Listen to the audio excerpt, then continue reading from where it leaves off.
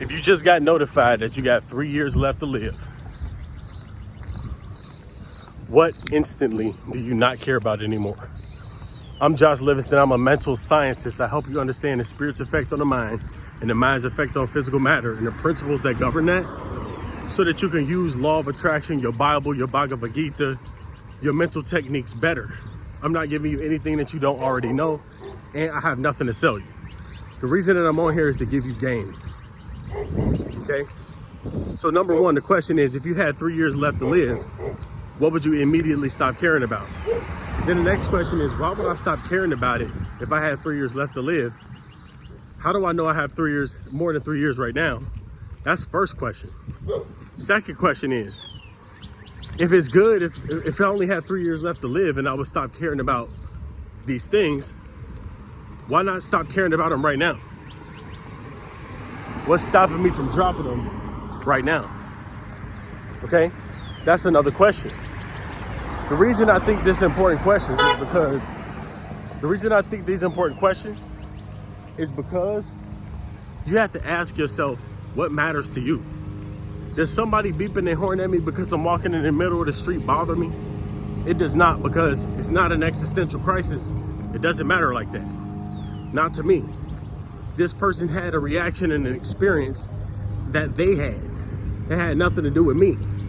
My experience of what I'm having, my experience of what this moment is right now is only because of me.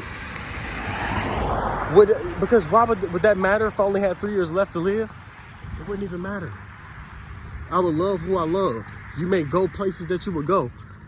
Or you might take a risk and think, look, it's gonna be gone in 3 years anyway.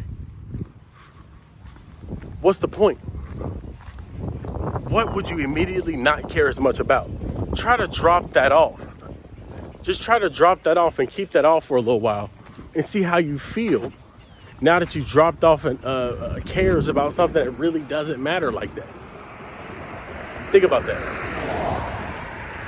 Think about that. If you were to start this whole thing over again, what would you do differently? What would you do differently?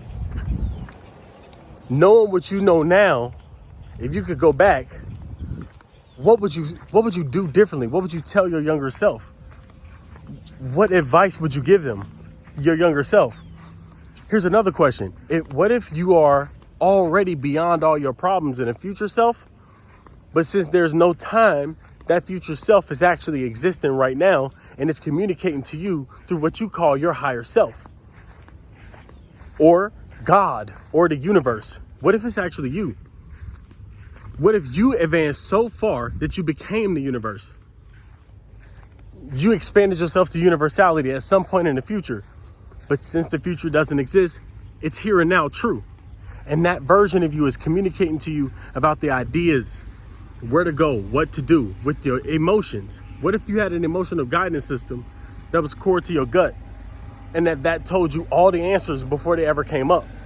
What if all you had to do was listen to your gut? These are all questions that if you ask them, they start making you think a little bit differently and paying attention a little bit differently. Because here's the deal. You don't know when is your last day. You don't know. You don't know when your last day is going to be.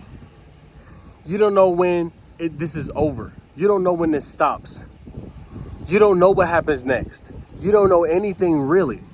Most of what you know and you're so confident in, you may be good at what you do. But what do you not know? What does it really matter? Why does it really matter? Are you losing yourself in it?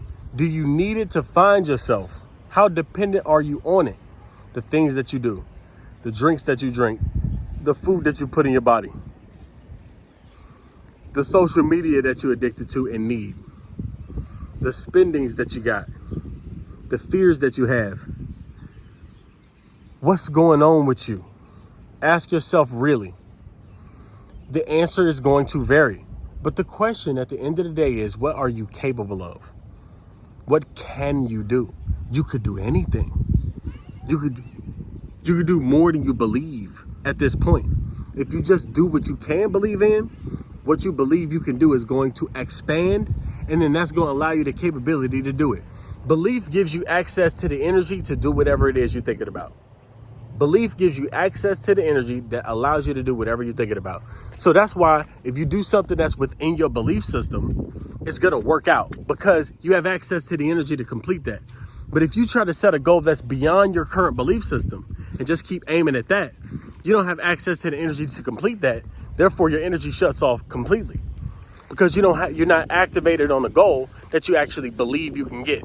But if you activate on a goal that you actually believe you can get, and you can believe you can create into this world because you have access to that energy, you just know it, that energy is going to come through you and allow you to create whatever you can believe in.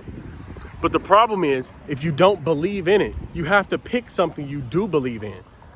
The one thing that I would say spend more time on than anything else is coming up with a vision and goals that you actually can believe in. And with scrutiny, rubbing out anything that you actually don't believe you can get and scaling it back or forward to the point where you believe you can get it and you're actually excited about it. And you're actually excited about it. If you're actually excited about it, it makes you excited about the idea of getting it, and it's within your range if you can believe in it. It's a sweet spot right there. As soon as you get to that sweet spot, you'll know.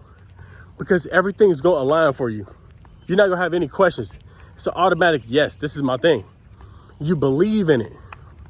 You got beliefs about what you can accomplish today. You got beliefs about what you can do in this week, in this month. They're all layered belief systems. Start working on each one. Start working on the small ones. The ones from today, the ones from this week. Because that's as far as you really can see. But you have aspirations and a dream to become even bigger. But you can only see really this day, maybe a little out to this week. What are you going to do in this amount of time to make this next 3 days excellent? You don't have to make the whole year excellent. You just have to string together a couple of days or hours of good hours first, or good minutes. Sometimes you need to have good seconds. And that's the deepest as you can go. You can't go any deeper than that or further than that. You have to say, look, I have to be good with the next 30 seconds. And stop and just be as good as you can with the 30 seconds you got. Because if you keep doing that, you're going to learn how to string together the best hour, the best week, the best month, the best year. Everything is going to flow for you. Game, I love y'all.